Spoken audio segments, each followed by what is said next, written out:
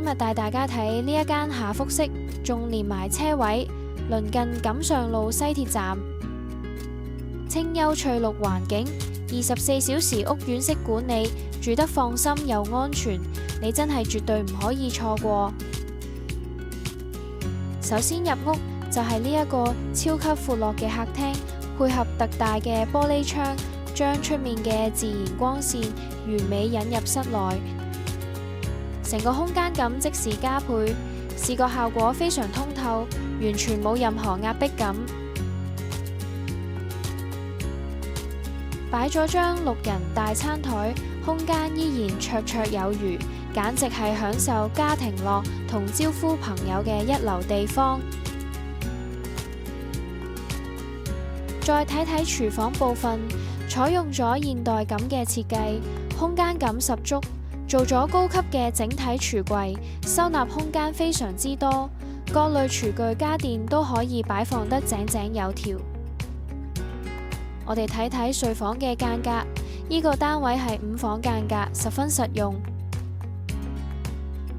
房間有大落地玻璃門，一出就係露台，平時可以喺度曬衫，睇下風景，好寫意。其他房間一樣闊落，做書房客房靈活度夠晒高。講到交通，更加係冇得輸。呢度鄰近錦上路西鐵站，依家嘅屯馬線，平時出入搭西鐵去市區、去九龍、去香港都好快。更加正嘅係呢個單位係送埋專屬私家車位，車就停喺屋企。各位車主或者準備買車嘅朋友嚟講，真係慳返每個月幾千蚊嘅車位租金，長遠計返落嚟都幫你慳一大筆。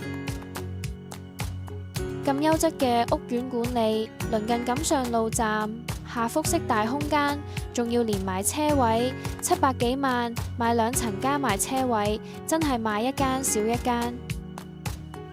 有興趣嘅朋友立即打個電話嚟置業嘉約睇樓啦，千祈唔好錯過呢個難得嘅好機會。